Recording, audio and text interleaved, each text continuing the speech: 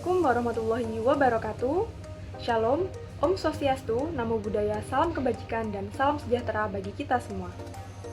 Perkenalkan, kami dari kelompok 2, mata kuliah Manajemen Operasional Lanjutan yang diampu oleh Bapak Abdul Musyi, Eskom MMSI, akan mempresentasikan hasil penelitian kami mengenai analisis dan rekomendasi solusi masalah operasional pada UMKM Yamete Mochi. Sebelumnya perkenalkan, saya Novita Alera Madayanti dengan NIM 230810201113. Perkenalkan, nama saya Deva Brianti dengan NIM 23081020101081. Perkenalkan, saya Dea Sucindriasari dengan NIM 230810201099. Halo, nama saya Vin Ariana dengan NIM 230810201150. Saya Masakwina Ayusita dengan NIM 230810201187.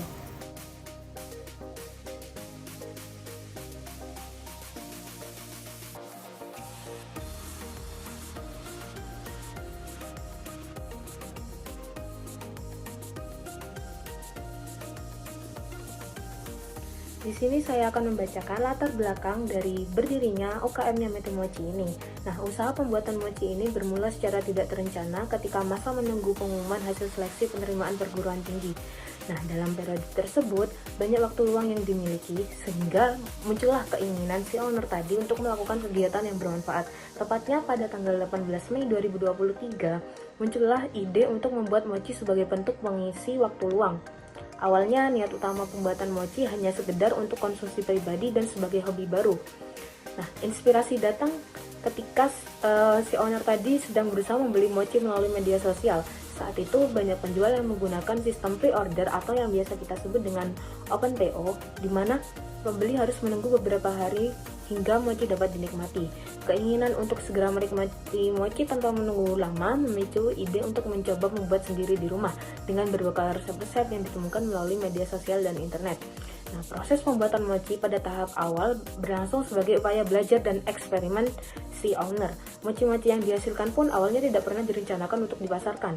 Pembuatan tersebut hanya ditujukan untuk dinikmati bersama keluarga dan teman-teman. Namun, tanpa disangka, hasil percobaan tersebut mendapatkan respon yang sangat positif dari orang-orang di sekitar. Mereka memberikan pujian terhadap tekstur mochi yang lembut, cita rasa yang nikmat, dan tampilan yang menarik. Seiring dengan banyaknya teman yang mencicipi dan memberikan masukan positif, beberapa di antara mereka menyarankan agar mochi tersebut dijual, mengingat kualitasnya yang sudah cukup baik untuk diperkenalkan ke pasar yang lebih luas. Dari sinilah ide untuk merintis usaha pembukaan mochi mulai tumbuh. Awalnya usaha ini dijalankan secara sederhana dan kecil-kecilan, hanya melayani teman-teman dekat yang sudah mengenal produk mochi ini.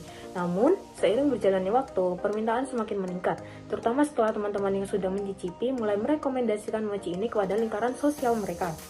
Dukungan dari lingkungan sekitar, baik dari keluarga maupun teman-teman, menjadi salah satu faktor kunci yang mendorong keberlangsungan usaha ini. Selain itu, proses pembelajaran yang berkelanjutan juga menjadi bagian penting dalam perkembangan usaha. Melalui eksperimen berulang dengan berbagai resep dan teknik pembuatan, kualitas mochi terus ditingkatkan. Pemilihan bahan-bahan yang lebih baik, penyesuaian rasa, dan inovasi dalam variasi isi mochi dilakukan agar produk ini dapat bersaing dengan produk sejenis di pasaran. Keinginan untuk memberikan produk yang terbaik bagi konsumen mendorong pelaku usaha untuk selalu berinovasi dan meningkatkan mutu dari waktu ke waktu. Nah, perjalanan usaha ini menunjukkan bahwa terkadang peluang bisnis dapat muncul dari hal-hal yang sederhana dan tidak terduga. Kegiatan yang awalnya hanya untuk mengisi waktu luang dan iseng-iseng pada akhirnya berkembang menjadi usaha yang lebih serius dan terstruktur. Tidak hanya itu, cerita ini juga menggambarkan bahwa dukungan sosial seperti dorongan dari teman-teman dan keluarga dapat menjadi fondasi kuat dalam merintis suatu usaha. Meskipun usaha ini bermula dari skala kecil, namun dengan kerja keras, kreativitas, serta semangat untuk terus belajar dan berinovasi, usaha pembuatan mochi ini berhasil berkembang dan tetap bertahan hingga saat ini. Dengan pengalaman yang terus berkembang dan pengelolaan yang semakin baik, usaha mochi ini tidak hanya menjadi sekedar pengisi waktu luang, melainkan telah bertransformasi menjadi sumber penghasilan dan peluang bisnis yang menjanjikan ke depannya. Nah, nantinya ke depannya usaha ini akan memiliki potensi untuk terus berkembang dengan penambahan varian produk, peningkatan pemasaran, serta perluasan jangkauan pasar agar lebih banyak orang yang dapat menikmati kelezatan mochi yang ditawarkan. Baik, yang selanjutnya yaitu mengenai tinjauan teori. untuk menghadapi berbagai masalah operasional yang ada di UMKM Yamete Mochi ini, ada beberapa teori manajemen operasi yang dapat diterapkan untuk menyelesaikan masalah yang muncul di UMKM ini. Nah, masalah yang pertama itu ada masalah produksi yang terbatas. Karena pemilik dari UMKM Yamete Mochi ini adalah seorang mahasiswa, jadi dia itu harus bisa membagi waktunya antara kuliah dan juga produksi, dimana hal ini itu penting untuk memiliki manajemen waktu yang baik. Nah, hal ini itu relevan dengan teori manajemen waktu dan juga produksi dari Heiser dan juga Render pada tahun 2016, yang dimana mahasiswa atau pemilik dari UMKM Yamete Mochi ini perlu membuat jadwal yang terstruktur agar waktu produksinya itu dapat dimaksimalkan. Dan selain itu juga dapat menggunakan teknologi seperti halnya menggunakan aplikasi penjadwalan, yang dimana untuk mengatur waktu dengan lebih efisien. Nah, selain itu juga ada teori atau prinsip dari Lean Manufacture, yang dimana Lean Manufacture ini dari Womack dan juga Jones pada tahun 2018. Hal ini itu intinya menerapkan untuk mengurangi aktivitas yang tidak produktif. Jadi kegiatan-kegiatan itu hanya dilakukan untuk memberikan nilai tambah aja. Jadi aktivitas-aktivitas yang tidak produktif itu seharusnya diminimalkan. Nah, dengan cara ini waktu yang terbatas itu bisa dapat dimanfaatkan dengan optimal. Nah, untuk teori yang ketiga yaitu ada teori dari just in time dari Onho pada tahun 2013. Nah, untuk teori dari just in time ini adalah untuk fleksibilitas. Nah, jadi teori just in time ini juga relevan dari masalah yang pertama itu karena memungkinkan produksi sesuai dengan permintaan tanpa menyimpan stok lebih sehingga biaya dan ruangnya itu dapat dihemat. Terus masalah yang kedua itu ada ketersediaan bahan baku musiman. Nah, untuk mengatasi kesulitan mendapatkan bahan baku stroberi yang saat tidak musim itu bisa dilakukan dengan membangun hubungan strategis dengan pemasok. Nah, teori yang relevan dengan masalah yang kedua ini yaitu teori rantai pasokan dan juga manajemen pemasok dari Kopra dan juga Meidel pada tahun 2016, di mana menyarankan UMKM ini membangun kemitraan jangka panjang agar pasokan itu tetap tersedia, bahkan di luar musiman pun juga tetap tersedia karena dia itu memiliki hubungan yang strategis dengan pemasok-pemasok itu tadi. Nah, selain itu juga ada teori penggadaan strategis dari Monska pada tahun 2015, yang dimana hal ini tuh mendorong UMKM untuk menganalisis pasar dan juga mempertimbangkan pemasok alternatif saat harga bahan itu naik atau ketersediaannya itu menurun. Nah, dengan menerapkan teori yang terakhir ini atau teori resiko rantai pasokan dari Christopher pada tahun 2016 ini, UMKM dari Yamete Mochi ini tuh dapat mengidentifikasi dan juga merencanakan resiko dengan menyimpan bahan saat musim atau mencari pasokan cadangan agar produksi itu tidak terganggu. Nah, masalah yang terakhir ini adalah masalah keuangan karena biaya pengadaan yang tinggi. Nah, untuk fluktuasi biaya bahan baku ini dapat mempengaruhi anggaran operasionalnya. Nah, ada beberapa teori yang relevan dengan masalah ini, yaitu yang pertama itu ada teori biaya dan juga penganggaran dari Stephenson pada tahun 2018. Nah, di mana hal ini tuh pada teori itu menekankan pentingnya bagi UMKM dari Yamete Mochi itu untuk mengevaluasi biaya dan juga mencari sumber yang lebih ekonomis, misalnya langsung dari pemasok besar seperti itu. Terus ada juga teori yang kedua, itu teori biaya total, yang dimana teori biaya total ini dari Krawczyk dan juga Ritzam pada tahun 2016. Pada teori ini tuh menekankan pentingnya memahami semua biaya, termasuk biaya transportasinya dan juga penyimpanannya, agar keputusan pengadaan itu lebih bijaksana. Dan juga ada teori yang terakhir, itu ada teori analisis biaya dan juga manfaat dari Botman pada tahun 2017, dimana pada teori ini itu membantu UMKM Yamete Mochi ini memilih opsi terbaik dengan mempertimbangkan biaya dan juga manfaatnya. Misalnya dengan membeli bahan dalam jumlah besar saat musim panen untuk menghemat biaya dibandingkan membeli di supermarket saat bahan itu langka. UMKM Yamete Mochi memiliki beberapa masalah operasional yang meliputi: pertama adalah tidak bisa memproduksi setiap hari karena sibuk kuliah. Akar permasalahan dari situasi ini adalah kurangnya waktu atau ketidakseimbangan alokasi waktu antara kegiatan produksi dengan kewajiban kuliah, karena owner adalah seorang mahasiswa aktif. Situasi ini sering terjadi ketika seorang individu mencoba untuk menjalani dua aktivitas utama sekaligus, yaitu kuliah dan produksi. Keduanya saling memerlukan waktu, fokus, dan komitmen yang tinggi. Faktor-faktor penyebab masalah ini antara lain, yang pertama adalah pembagian waktu yang kurang optimal.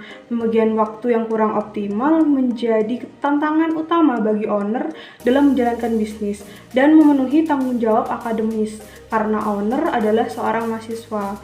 Kurangnya prioritas yang jelas antara waktu belajar dan waktu produksi membuat owner kerap merasa terbagi antara memenuhi target akademis dan memastikan keberlangsungan produksi bisnis. Hal ini mengakibatkan inkonsistensi dalam produksi dan ketidakstabilan operasional yang berpotensi mempengaruhi kualitas produk dan kepuasan pelanggan. Yang kedua adalah kurangnya sumber daya atau SDM. Kurangnya sumber daya manusia menjadi hambatan signifikan dalam proses produksi, terutama ketika owner masih menjalankan semua tugasnya seorang diri atau hanya dengan sedikit bantuan. Ketika pemilik sibuk dengan kegiatan kuliah atau tugas akademis lainnya, tidak ada tenaga tambahan untuk membantu dalam proses produksi, membuat operasional menjadi terhambat. Beban kerja yang berlebihan pada pemilik dapat mengakibatkan penundaan dalam proses produksi, yang akan menurunkan efisiensi dan berpotensi mempengaruhi kualitas produk akhir. Faktor yang ketiga adalah keterbatasan energi dan motivasi. Keterbatasan energi dan motivasi menjadi faktor signifikan yang dapat menghambat kelancaran proses produksi, terutama bagi pemilik yang juga menjalani kegiatan kuliah. Kegiatan akademis yang padat tidak hanya menyita waktu, tapi juga menguras mental dan fisik, ketika seringkali menyisakan sedikit ruang bagi pemilik untuk fokus pada produksi. Selain itu, kelelahan juga yang diakibatkan oleh tuntutan akademis dan kegiatan kampus lainnya dapat membuat pemilik akan merasa kewalahan, sehingga menurunkan produktivitas dan kualitas kerja. Yang keempat adalah prioritas yang bertentangan. Prioritas yang bertentangan seringkali menjadi tantangan bagi pemilik dalam menjalankan bisnis sekaligus menjalani pendidikan. Dalam banyak kasus, fokus utama lebih condong kepada perkuliahan akibat tuntutan akademis yang tinggi, sehingga pemilik merasa terpaksa untuk mengesampingkan produksi. Di samping itu, adanya dorongan dari keluarga, teman, atau pihak lain untuk memprioritaskan pendidikan sebagai investasi masa depan. Owner mungkin merasa tertekan untuk memenuhi ekspektasi tersebut, sehingga kegiatan produksi yang seharusnya dapat memberikan keuntungan finansial dan pengalaman praktis justru menjadi prioritas yang kedua. Adalah kesulitan dalam mencari bahan baku buah stroberi ketika sedang tidak musim. Akar permasalahan masalah tersebut adalah terdapat ketergantungan pada ketersediaan buah stroberi yang dipengaruhi oleh musim tanam. Ketika buah stroberi tidak dalam musimnya, jumlah produksinya akan terbatas, yang mengakibatkan kesulitan dalam mendapatkan bahan baku dalam jumlah yang dibutuhkan dan seringkali dengan harga yang lebih tinggi. Di Indonesia, stroberi hanya musim tanam ketika bulan Februari hingga bulan Juli, maka selebihnya stroberi akan menjadi langka atau hanya bisa ditemukan di supermarket besar. Berikut adalah beberapa faktor yang menjadi penyebab masalah ini. Yang pertama adalah ketergantungan musim. Produksi buah stroberi sangat dipengaruhi oleh musim ketika tanaman ini hanya dapat tumbuh dengan baik pada suhu tertentu dan kondisi yang ideal. Saat di luar musim, jumlah produksi akan menurun drastis. Faktor cuaca dan iklim seperti suhu, hujan, dan cahaya akan sangat berpengaruh pada ketersediaan stroberi. Faktor yang kedua adalah terbatasnya rantai pasokan. Keterbatasan pasokan dari pemasok lokal yang hanya dapat menyediakan stroberi dalam jumlah yang terbatas ketika tidak musim. Selain itu, terjadi kurangnya alternatif pemasok atau akses ke pemasok dari wilayah yang memiliki produksi stroberi yang lebih stabil sepanjang tahun. Faktor yang ketiga adalah biaya yang meningkat. Saat stroberi sulit ditemukan, harga bahan baku cenderung melonjak karena permintaan tetap tinggi tetapi persediaan menipis. Selain itu, ketika sedang langka, maka biasanya owner akan membeli stroberi di supermarket yang besar yang tentunya akan menghabiskan biaya yang lebih besar. Dan biasanya kenaikan biaya ini bisa memberatkan operasional, terutama jika bahan baku merupakan komponen penting dalam produk. Yang faktor keempat adalah keterbatasan kolaborasi dengan petani atau produsen. Masalah ini juga terjadi karena kurangnya kerjasama langsung dengan petani atau produsen stroberi untuk mendapatkan suplai yang lebih terjamin. Selain itu, terdapat minimnya perjanjian pasokan jangka panjang dengan pemasok yang dapat menyediakan bahan di luar musim. Masalah yang ketiga adalah mengeluarkan biaya lebih untuk membeli bahan baku di supermarket. Nah, akar masalah dari masalah kasus ini adalah ketergantungan pada supermarket sebagai sumber pengadaan bahan baku stroberi yang cenderung memiliki harga lebih tinggi dibandingkan dengan pemasok lain, seperti petani lokal atau pasar grosir. Ketika stroberi sedang tidak musim panen, supermarket umumnya menambahkan markup harga untuk menutup biaya operasional mereka, yang membuat bahan baku menjadi lebih mahal. Nah, berikut adalah beberapa faktor yang menjadi penyebab kasus ini. Yang pertama itu adalah markup harga supermarket. Supermarket biasanya itu menetapkan markup harga yang cukup tinggi pada produk seperti stroberi untuk menutupi berbagai biaya operasional yang seperti biaya penyimpanan, distribusi, pengelolaan stok, dan tentu saja margin keuntungan mereka. Nah, produk segar seperti stroberi ini memerlukan penanganan khusus agar tetap dalam kondisi baik hingga sampai ke tangan konsumen. Dan ini berarti supermarket harus mengeluarkan biaya tambahan untuk penyimpanan suhu dingin serta logistik yang efisien. Selain itu, proses pengelolaan rantai pasokan di supermarket melibatkan berbagai tahapan yang dapat menambah biaya yang dibebankan pada harga akhir produk. Nah, karena itu harga stroberi di supermarket itu seringkali lebih tinggi dibandingkan jika dibeli langsung dari petani atau pemasok grosir. Nah, faktor yang kedua adalah kurangnya alternatif pemasok. Nah, kurangnya alternatif pemasok menjadi salah satu tantangan utama yang dihadapi perusahaan dalam mengamankan bahan baku stroberi dengan biaya yang efisien. Keterbatasan akses terhadap pemasok langsung atau pasar grosir memaksa perusahaan bergantung pada supermarket sebagai satu-satunya pilihan yang seringkali menawarkan harga lebih tinggi karena faktor markup dan biaya distribusi. Nah, faktor yang ketiga adalah pembelian dalam skala kecil. Pembelian stroberi dalam skala kecil di supermarket itu seringkali berdampak pada kenaikan harga per unit karena tidak adanya diskon kuantitas yang biasanya diberikan pada pembelian grosir. Ketika bahan baku dibeli dalam jumlah kecil atau retail, bahan per kilogram atau per unit stroberi menjadi lebih mahal dibandingkan jika pembelian dilakukan dalam jumlah besar melalui pemasok grosir atau langsung dari petani. Nah, pada akhirnya pembelian skala kecil mengurangi daya tawar dan kemampuan perusahaan untuk mengendalikan biaya bahan baku. Nah, faktor yang keempat adalah fluktuasi harga berdasarkan musim. Nah, fluktuasi harga stroberi di supermarket ini sangat dipengaruhi oleh musim tanam, yang membuat harga stroberi melonjak saat tidak musim. Ketika musim panen berakhir, pasokan stroberi di pasar menurun secara signifikan, sehingga supermarket menaikkan harga untuk mengimbangi keterbatasan stok. Peningkatan harga ini disebabkan oleh permintaan yang tetap tinggi namun ketersediaannya itu terbatas. Nah, ini mengakibatkan lonjakan biaya pengadaan bagi perusahaan. Kondisi ini berdampak langsung pada biaya operasional, terutama bagi perusahaan yang membutuhkan stroberi sebagai bahan baku utama. Ya, faktor yang kelima ini adalah biaya distribusi dan rantai pasokan yang panjang. Biaya distribusi dan rantai pasokan yang panjang menjadi salah satu faktor utama di balik tingginya harga stroberi di supermarket. Nah, supermarket ini seringkali mengandalkan distributor atau pemasok yang berlokasi jauh dari wilayah penjualan, yang menyebabkan penambahan biaya logistik seperti transportasi, penyimpanan, dan pengelolaan barang.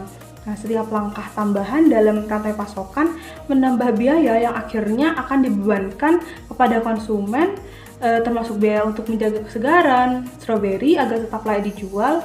Nah, selain itu, dalam proses rantai distribusi yang panjang ini, risiko kerusakan atau penurunan kualitas produk semakin tinggi, yang memaksa supermarket untuk menutupi potensi kerugian tersebut dengan menaikkan harga jual.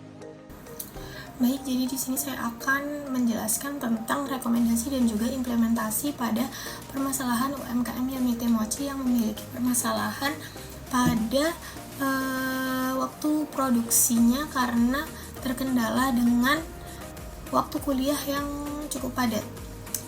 Jadi menurut kelompok kami, memilih untuk mencari mitra kerja itu sebagai solusi terbaik untuk UMKM Yamete Mochi ini. Jadi menurut kelompok kami itu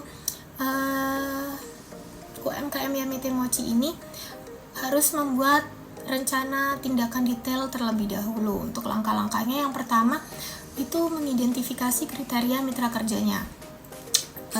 Mungkin UMKM Yamete Mochi ini harus mencari mitra kerja yang memiliki keterampilan khusus dalam bidang memasak atau khusus dalam membuat adonan dan juga bentuk mochi yang sudah mahir dan bisa untuk membuat mochi. Lalu selanjutnya yaitu pastikan mitra kerjanya ini memiliki komitmen yang tinggi terhadap usaha ini dan juga bersedia untuk meluangkan waktunya untuk bekerja. Dan juga UMKM Yamete Mochi ini harus memilih mitra yang memiliki kepribadian yang cocok dan juga mudah diajak untuk bekerja sama. Lalu untuk yang kedua, itu selanjutnya membuat pengumuman mencari mitra kerja. Itu bisa dari lingkungan yang terdekat dulu, misalkan dari teman kampusnya atau teman-teman dekat lainnya, dan juga bisa dari keluarga atau saudara-saudaranya gitu kan. Lalu yang kedua itu bisa melakukan penyebaran di media sosial seperti WhatsApp, Instagram, lalu TikTok, Facebook, dan media sosial lainnya. Dan juga lalu selanjutnya yaitu jika sudah menemukan beberapa mitra kerja, itu UMKM Yamete Mochi ini harus melakukan proses seleksi dulu, yaitu mungkin bisa melakukan wawancara yang singkat untuk mengetahui lebih lanjut tentang kemampuan calon mitranya ini. Dan juga bisa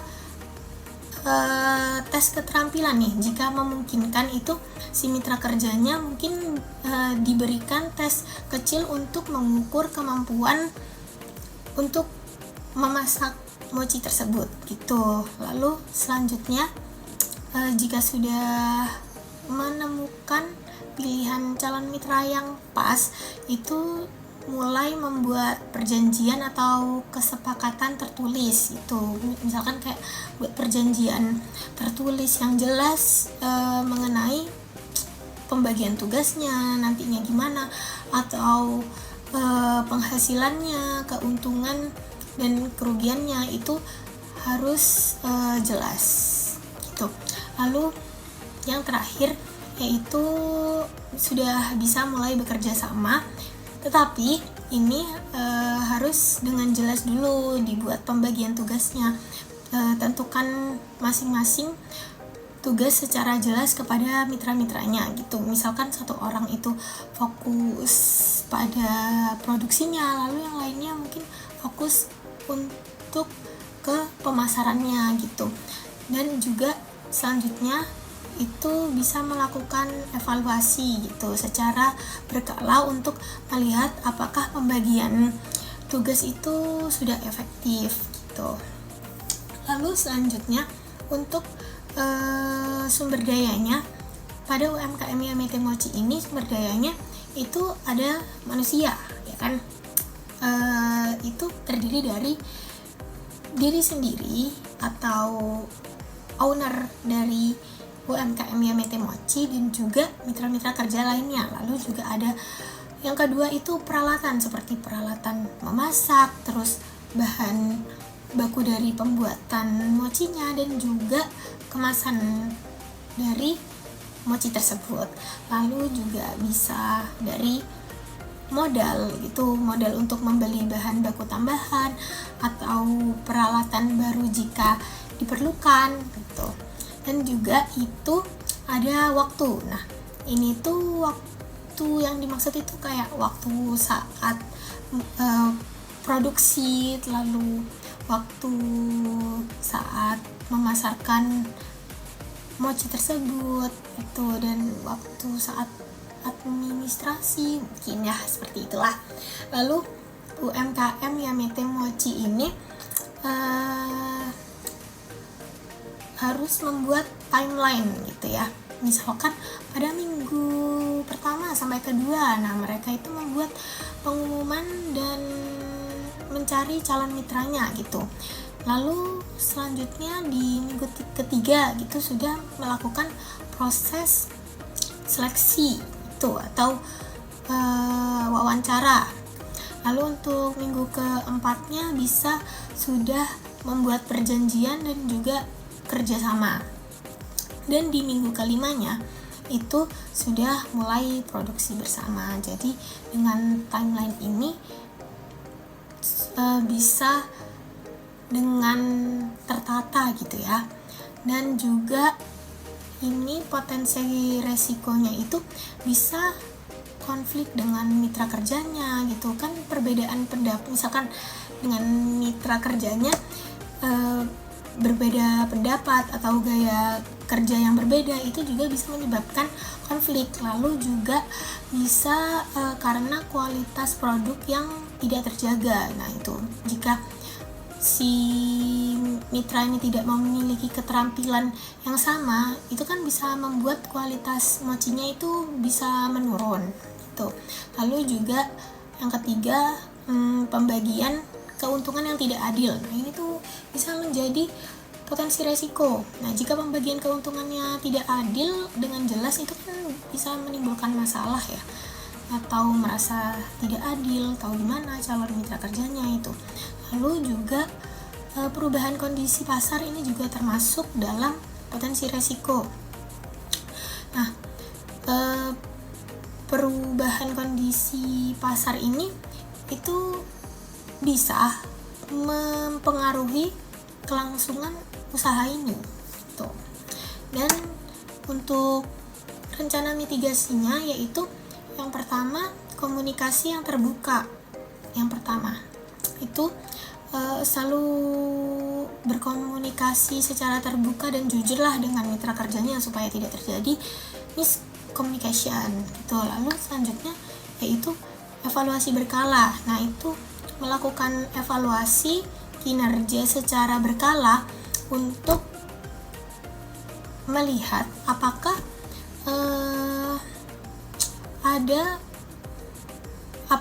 ada masalah yang perlu diatasi gitu. Lalu selanjutnya yang ketiga itu bisa dengan perjanjian yang jelas. Itu tuh membuat perjanjian yang sangat detail, mencangkup semua masalah atau kemungkinan masalah gitu. Selanjutnya yaitu selalu siap sedia untuk beradaptasi dengan perubahan pasar. Nah, perubahan permintaan pasar ini kan tidak bisa direncanakan, jadi kita ya harus bersiap sedia gitu. Lalu selanjutnya yaitu diversifikasi produk. Nah, itu jangan hanya bergantung pada satu jenis produk saja. Mungkin UMKM ini lebih bisa memiliki lebih banyak pilihan menu-menu dari produknya. Misalkan mochinya, di dalam mochinya itu berisi lebih banyak atau lebih variatif buah-buahnya gitu. Selanjutnya, rekomendasi dan implementasi pada analisis masalah yang kedua, yaitu keterbatasan bahan baku. Kelompok kami merekomendasikan yang pertama, diversifikasi pemasok, di mana UMKM Yamete Mochi ini dapat mencari pemasok lain untuk menghindari ketergantungan pada pemasok saja. Hal ini juga dapat membantu menstabilkan pasokan bahan baku mochi. Yang kedua, yaitu mencari alternatif bahan baku, di mana pelaku UMKM Yamete Mochi ini dapat beralih ke alternatif bahan baku lain yang dimana memiliki kualitas yang juga sama-sama baik sehingga tidak meninggalkan ciri khas dari mochi tersebut. Selanjutnya yaitu negosiasi dengan pemasok lain, di mana UMKM Yamete Mochi ini dapat mendiskusikan masalah yang sedang terjadi, misalnya seperti keterbatasan pasokan. Jadi bisa bernegosiasi dengan pemasok lain guna mendapatkan bahan baku, karena biasanya pemasok satu dengan pemasok yang lainnya memiliki koneksi sehingga dengan adanya diskusi dengan pemasok lain bisa membantu untuk mencarikan pemasok lain. Yang terakhir yaitu keterlibatan dalam rantai pasokan, di mana pelaku UMKM Yamete Mochi ini dapat menjalin kerjasama dengan pemasok lain. Tujuannya untuk tetap menstabilkan ketersediaan bahan baku dan juga memprediksi kapan si pelaku UMKM Yamete Mochi ini menyetok kembali bahan baku apabila bahan baku sudah menipis. Yang terakhir yaitu mengimplementasikan atau menerapkan sistem manajemen persediaan. Nah, dengan menerapkan sistem manajemen persediaan ini, pelaku UMKM Yamete Mochi ini dapat memprediksi dan secara tidak langsung telah melakukan controlling terhadap keterbatasan stok bahan baku tersebut. Selanjutnya yaitu rekomendasi dan implementasi pada analisis masalah ketiga, yaitu UKM Yamete Mochi ini mengeluarkan biaya lebih untuk membeli bahan baku di supermarket. Nah, mengacu pada teori dari Stephenson 2018 bahwa biaya bahan dapat berfluktuasi secara signifikan berdasarkan ketersediaan dan keputusan pengadaan, yang pada akhirnya akan mempengaruhi anggaran operasional keseluruhan. Nah, kelompok kami merekomendasikan beberapa rekomendasi dan solusi yang dapat diterapkan oleh UKM Yamete Mochi untuk mengatasi permasalahan biaya bahan baku yang tinggi akibat ketergantungan pada supermarket. Nah, rekomendasi dan solusi yang pertama yaitu UKM Yamete Mochi ini dapat melakukan diversifikasi sumber pengadaan. Nah, ketergantungan pada satu sumber seperti supermarket tadi akan menempatkan bisnis dalam posisi yang kurang menguntungkan. Nah, Yamete Mochi ini perlu melakukan diversifikasi sumber pengadaan bahan bakunya, terutama untuk produk yang ketersediaannya fluktuatif seperti stroberi. Nah, beberapa strategi yang dapat dilakukan yaitu dengan menjalin kemitraan dengan petani lokal. Nah, nantinya dengan kerjasama tadi dapat menurunkan biaya pembelian stroberi karena tidak ada markup harga seperti di supermarket. Selain itu, UKM Yamete Mochi ini dapat memanfaatkan harga grosir atau kontrak pembelian langsung dengan harga yang lebih stabil. Jika kemitraan dengan petani lokal belum memungkinkan atau belum dapat dilakukan, maka UKM Yamete Mochi ini bisa membeli bahan baku dari pasar grosir yang dapat menjadi alternatif lebih murah daripada supermarket, terutama pada saat harga di supermarket melonjak. Nah, kemudian rekomendasi dan solusi yang kedua yaitu UKM Yamete Mochi ini dapat melakukan penyusunan kontrak pembelian jangka panjang. Nah, membuat kontrak pembelian jangka panjang dengan petani atau pemasok bahan baku dapat memberikan kepastian harga dan ketersediaan produk, terutama saat stroberi sedang di luar musim panen. Pastinya stroberi tersebut akan jauh lebih langka dibandingkan waktu musim stroberi tersebut. Nah, dengan kontrak semacam ini, Yamete Mochi dapat menstabilkan harga. Nah, maksud kesepakatan harga dalam kontrak jangka panjang ini nantinya bertujuan untuk melindungi perusahaan dari fluktuasi harga yang tidak terkendali saat musim panen. Nah, Yamete Mochi ini juga bisa melakukan pengamanan pasokan, terutama saat produk langka. Pemasok akan tetap memprioritaskan pasokan ke Yamete Mochi dan membantu mengurangi resiko kehabisan bahan baku. Nah, rekomendasi dan solusi yang ketiga yaitu UKM Yamete Mochi ini harus melakukan manajemen inventaris yang efektif. Nah, manajemen inventaris yang tepat dapat membantu UKM menghindari pembelian bahan baku dalam jumlah besar pada saat harga tinggi. Pengelolaan ini bisa dilakukan dengan adanya analisis permintaan dan pola pembelian, menggunakan data penjualan masa lalu untuk memprediksi permintaan di masa yang akan datang. Misalnya, saat permintaan tinggi, UKM Yamete Mochi ini bisa menyiapkan stok lebih banyak saat harga stroberi sedang rendah. UKM ini juga harus menyiapkan penyimpanan yang optimal untuk produk musiman. Meskipun stroberi segar memiliki masa simpan yang terbatas, tapi Yamete Mochi ini dapat mempertimbangkan untuk membekukan bahan baku pada saat harga rendah, sehingga bisa digunakan pada saat nantinya harga stroberi tadi itu melonjak. Nah, rekomendasi dan solusi yang keempat yaitu perlu adanya strategi pengadaan berdasarkan musim. Nah, fluktuasi harga sangat bergantung pada musim. Untuk bahan baku seperti stroberi yang bersifat musiman, Yamete Mochi ini bisa menyesuaikan jadwal produksi dan pembelian berdasarkan musim. Misalnya, saat stroberi berlimpah dan harganya lebih rendah, UKM Yamete Mochi ini bisa meningkatkan produksi mochi yang mengandung stroberi atau membeli lebih banyak untuk dijadikan persediaan bahan baku beku. Dan ketika di luar musim panen, Yamete Mochi ini bisa mengurangi varian produk yang menggunakan stroberi dan fokus pada rasa lain yang bahan bakunya lebih mudah tersedia dan terjangkau.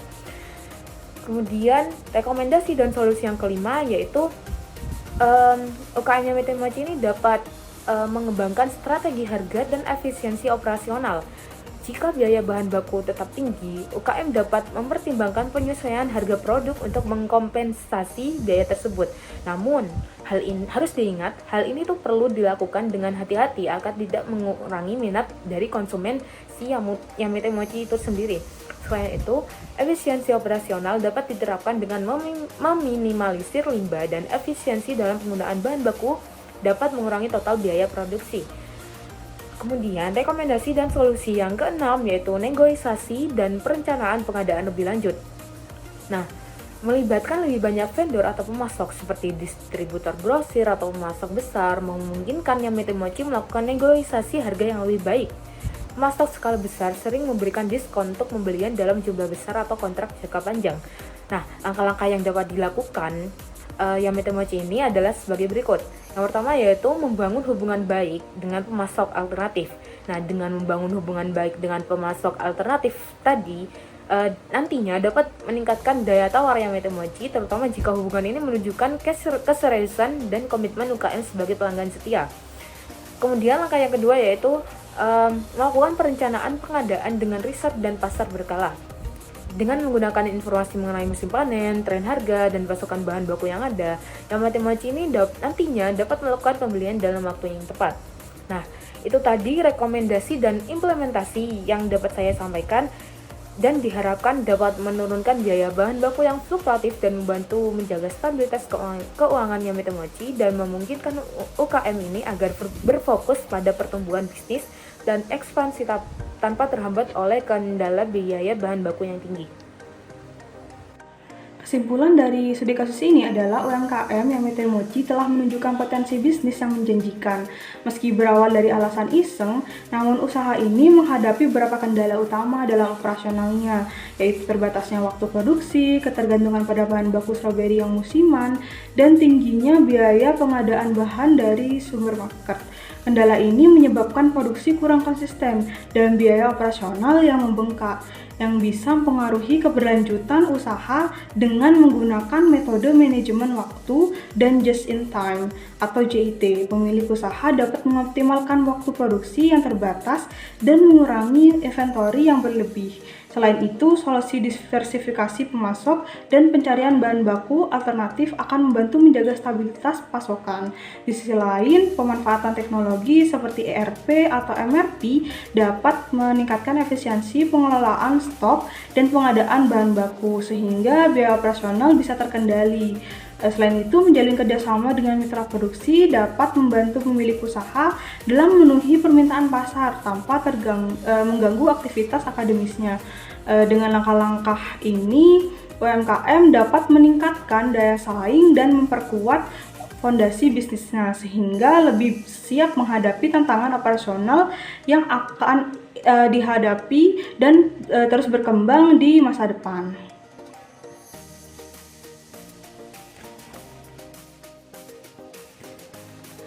Saran dari studi kasus masalah ini adalah UMKM Yamete Mochi dan UMKM lainnya disarankan melakukan evaluasi secara berkala untuk terus menyesuaikan strategi bisnis dengan kebutuhan pasar dan kondisi pasokan. Dengan demikian, usaha ini tidak hanya dapat bertahan tapi juga berkembang dalam menghadapi persaingan pasar yang dinamis.